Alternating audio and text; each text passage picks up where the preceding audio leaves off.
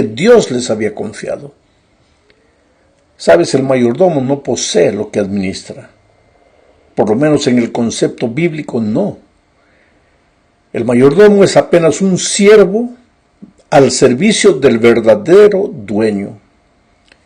En el estudio de esta semana veremos cómo muchos personajes, tanto en el Nuevo como en el Antiguo Testamento, entendieron de manera correcta el concepto de lo que significa ser un mayordomo.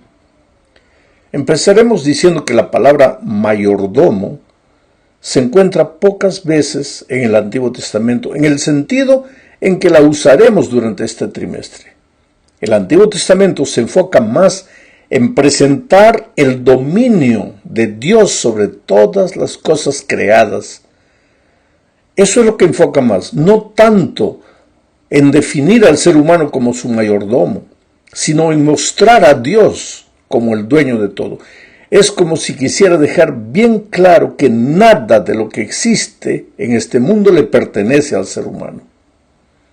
La palabra mayordomo en el Antiguo Testamento casi siempre se refiere a la persona que administra una casa, como por ejemplo en el caso de José, que era el mayordomo de la casa de Potifar, el que cuida, el que administra la casa.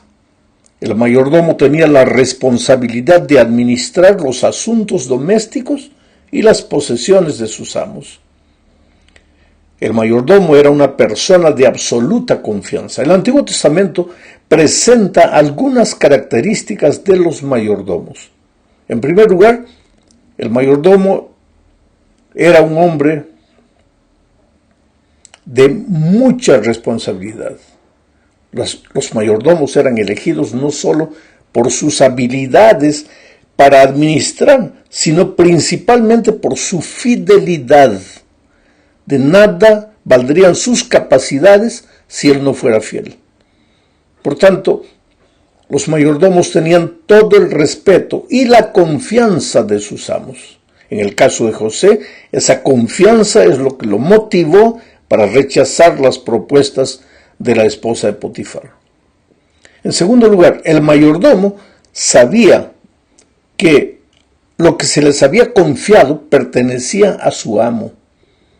Él era consciente de que él apenas era un administrador y pues debería administrar los bienes de su señor como su señor administraría y no como él deseaba hacerlo.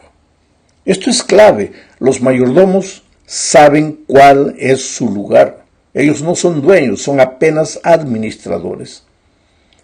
En tercer lugar, cuando los mayordomos tomaban para uso propio lo que se les había confiado, o sea, cuando eran pésimos administradores, cuando frustraban la confianza del dueño, la relación de confianza con el amo se malograba y eran despedidos del trabajo.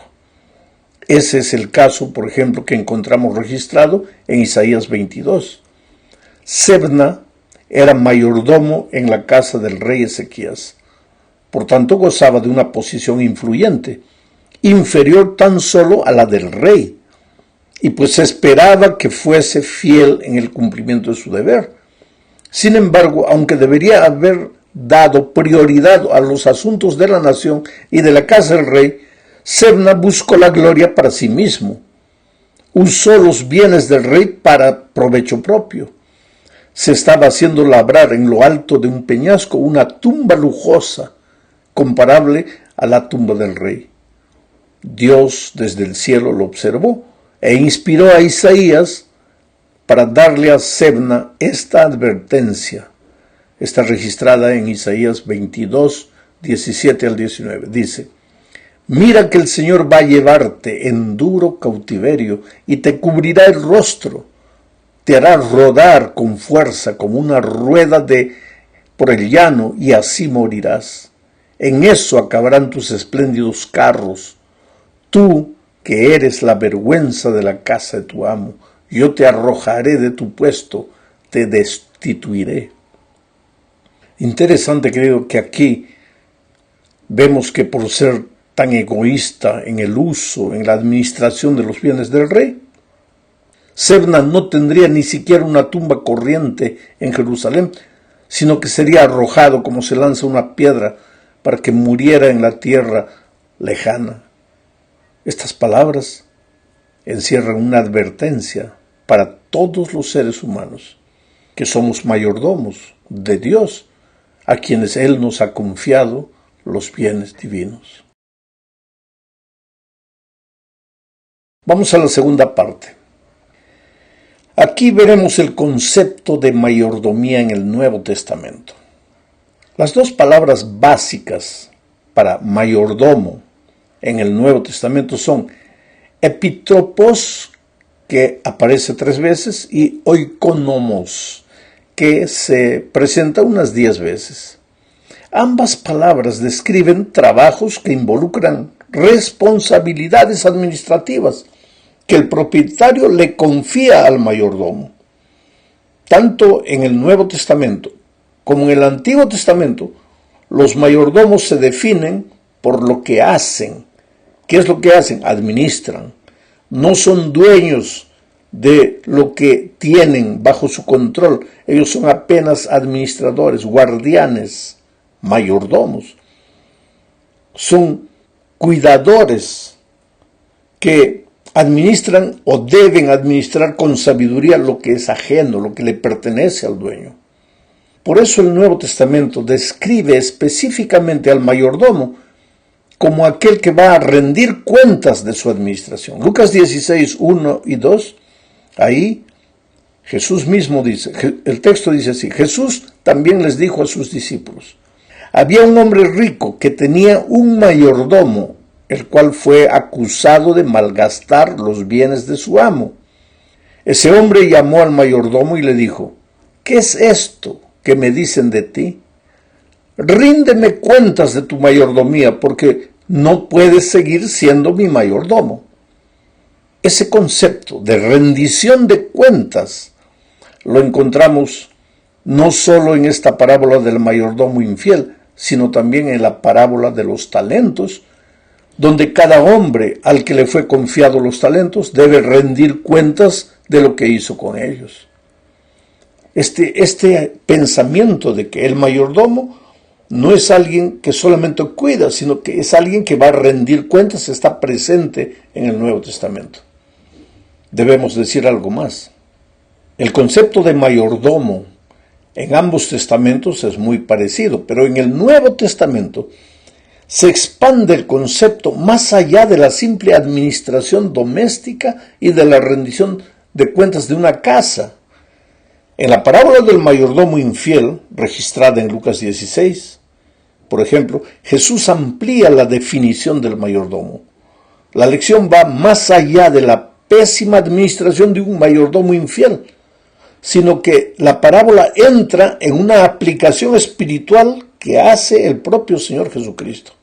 Jesús utiliza el término mayordomo en forma metafórica.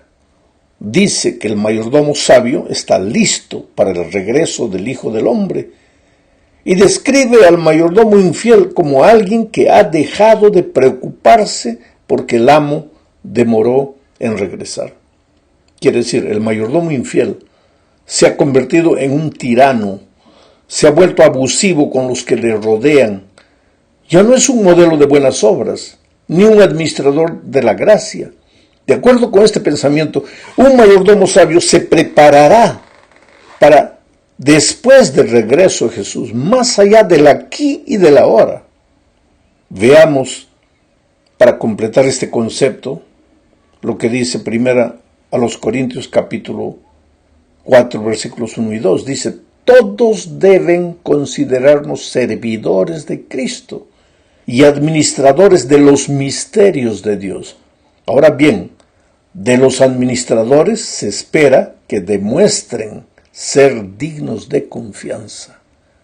Y esto no tiene que ver solamente con las cosas, con el dinero, con las propiedades. Tiene que ver con los misterios de Dios. O sea, el concepto bíblico de administración va más allá de las simples cosas materiales. Ahora veamos lo que dice primera de Pedro capítulo 4 versículos 10. Ponga cada uno al servicio de los demás el don que haya recibido y sea un buen administrador de la gracia de Dios en sus diferentes manifestaciones. Quiere decir, Dios nos ha dado a cada uno diferentes talentos, diferentes dones, diferentes cosas. En el aspecto de dinero, a unos les ha dado más, a otros menos. En el aspecto de los dones espirituales, a unos les ha dado más, a otros menos. Eso está claro en la parábola de los talentos, donde uno recibe 5, el otro recibe 3, el otro recibe 1, pero no hay nadie que no haya recibido por lo menos un talento. Así son las cosas con Dios. Pero tanto el de 5 como el de 1 van a tener que rendir cuentas. No es porque uno recibió menos que el otro que puede dormir y puede administrar mal lo que recibió. Vamos a la tercera parte. Aquí veremos que Dios nos ha hecho también mayordomos de sus misterios, no solo de las cosas materiales. Leamos lo que dice Colosenses capítulo 2, versículos 2 y 3. Aquí Pablo registra una razón por la cual oraba en favor de los creyentes. ¿Y por qué oraba? Dice, para que su corazón, el corazón de los creyentes, se anime y para que permanezcan unidos en amor hasta que alcancen todas las riquezas que provienen de la convicción y del entendimiento, para que conozcan el misterio de Dios el Padre y de Cristo, en quien se hallan escondidos todos los tesoros de la sabiduría y del conocimiento. ¿A qué misterio se refiere Pablo aquí? Básicamente al misterio de la salvación. Sí, porque la salvación, mi querido, es un misterio. Jamás la mente humana podrá entenderla por completo. En la eternidad seguiremos estudiando el misterio del amor divino y nunca lo entenderemos por completo. ¿Cómo un Dios de amor? ¿Qué necesidad tenía un Dios de amor? Un Dios eterno, de enviar a su Hijo a este mundo para morir, para rescatar una raza rebelde. El ser humano no puede entender eso. Ese es un misterio. Como un Dios eterno se hizo carne en la persona de Cristo. Un misterio. A veces nosotros queremos entender todo, explicar todo en el mínimo detalle. No podemos. Ahora, el hecho de que no podemos entender no quiere decir que no debemos estudiarlo. Pero debemos entender que el misterio divino es un misterio y se nos ha confiado ese misterio de la salvación. Así como el misterio de la salvación, hay muchos otros misterios en esta vida. Preguntas que nos hacemos y que aparentemente no tienen respuestas. ¿Por qué un niño nace deficiente? ¿Qué culpa tiene? ¿Por qué un niño de 3 años muere en un accidente terrible? ¿Dónde está el Dios de amor? Misterios que no entendemos. ¿Por qué los ricos vencen y los fieles a Dios muchas veces sufren derrotas? Son misterios que no podemos entender. Y Dios nos colocó como administradores de esos misterios. ¿Qué significa? Que nosotros, con nuestra actitud, con nuestra manera de vivir, debemos mostrar al ser humano que para creer en las cosas divinas no es necesario entender todo. Hay que creer. Y creer significa confiar. Y confiar no se confía en alguien que no se conoce. Para confiar hay que conocer. ¿Cómo puedes confiar en Dios si no lo conoces? ¿Y cómo puedes conocerlo si no convives con Él? Por lo tanto, estudiar la palabra de Dios, orar todos los días, compartir el Evangelio con otros. Esas son las maneras de convivir con Dios. Y cuanto más convives con Dios, más confías en Él. Y entonces los misterios no te incomodan porque aunque tú no entiendes las cosas, tú crees. ¿Te acuerdas del paralítico que estaba en el estanque de Betesda? Jesucristo se aproximó de él y le dijo, levántate, toma tu lecho y anda. Si el paralítico hubiera dicho, pero Señor, ¿cómo me voy a levantar si estoy paralítico? No me siento sano. Pues se hubiera quedado paralítico el resto de la vida. pero aunque no sentía nada, aunque no entendía nada, creyó en la palabra redentora, se levantó y anduvo. Muchos de nosotros estamos paralíticos en la vida espiritual, arrastrando nuestros sueños en esta vida. No tenemos el valor de levantarnos, de creer en la palabra redentora y salir adelante. Pues nuestra vida como creyentes debe ser un ejemplo para las personas que no conocen a Jesucristo. Por en ese sentido somos administradores de los misterios divinos. En la cuarta parte veremos que también somos administradores de la verdad espiritual. Aquí encontramos otro pensamiento que va más allá de las cosas materiales. Dios nos confió también su verdad, la palabra de su verdad, la verdad de su palabra. Somos mayordomos de la palabra. ¿Cómo deberíamos cumplir nuestra misión con relación a su palabra? Por lo menos de 3 maneras. Primero, estudiándola. El cristiano tiene que estudiar la palabra de Dios. Estudiar la palabra de Dios no es leer y salir corriendo. Estudiar la palabra de Dios es sentarse, meditar, analizar, masticar espiritualmente cada versículo. Sentarse, leer un versículo y levantar los ojos al cielo y decir, Dios mío, ¿qué me quieres decir a través de este estudio, a través de este texto? Entonces estás estudiando realmente la palabra de Dios. Pero eso es tu primera responsabilidad con la palabra. La segunda, vivirla. Porque de nada te vale estudiar la palabra de Dios si no la vives.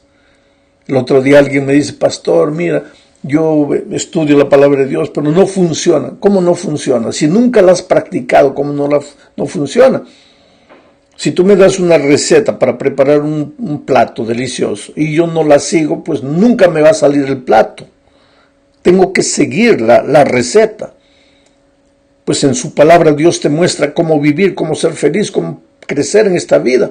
Pero tienes que seguirla. Si no la sigues, ¿cómo te va a funcionar la receta? Entonces, nuestra responsabilidad con la palabra, primero, hay que estudiarla. Segundo, hay que vivirla. Y tercero, hay que compartirla. Porque de nada te sirve la palabra solo si la estudias y la vives, pero no la compartes. Hay que salir, hay que contar lo que has estudiado, lo que ha traído paz a tu corazón. Hay que compartir la palabra con otras personas. Llegamos finalmente al término de este estudio hablando de nuestra responsabilidad como mayordomos. Los mayordomos sabios son personas responsables. Eso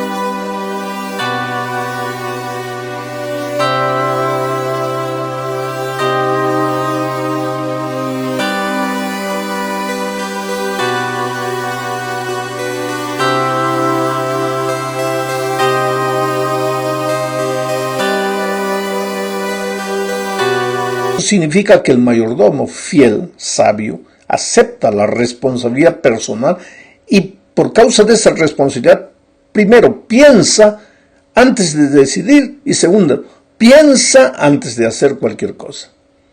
Tiene en cuenta que debe hacer las cosas no como a él le gustaría, sino como al dueño le gustaría.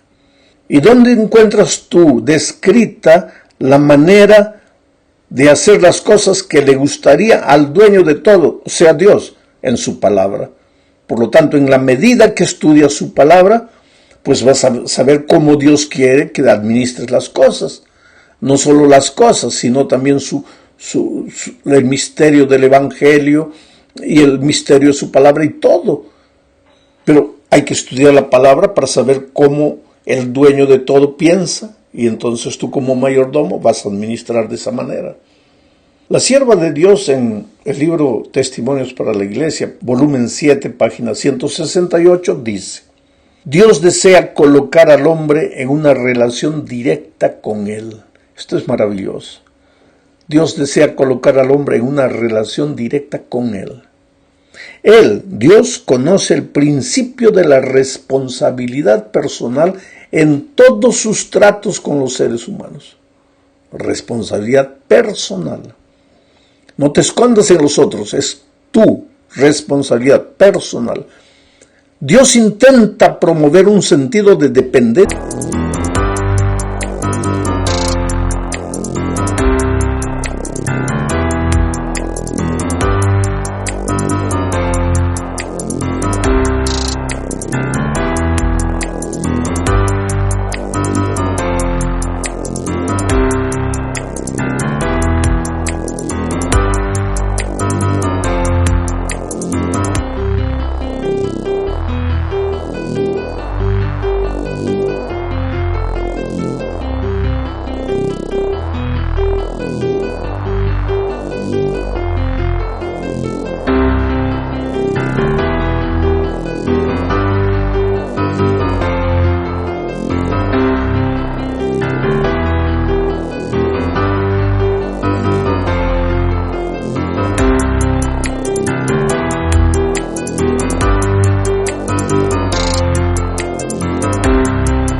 Personal y mostrar la necesidad de una dirección personal.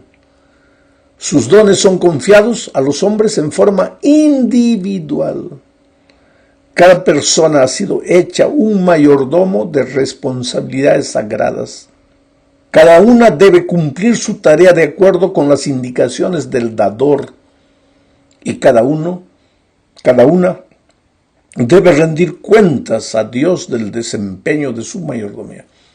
Mira cuántas veces se enfatiza la palabra personal, personal, personal, individual. El problema es que nosotros a veces nos escondemos en medio del grupo. La iglesia está haciendo, la iglesia no está haciendo. Yo con todo respeto, con toda cortesía, pero para enfatizar el pensamiento te diría: tú no te preocupes tanto por la iglesia, preocúpate por ti. A final de cuentas, tú eres la iglesia.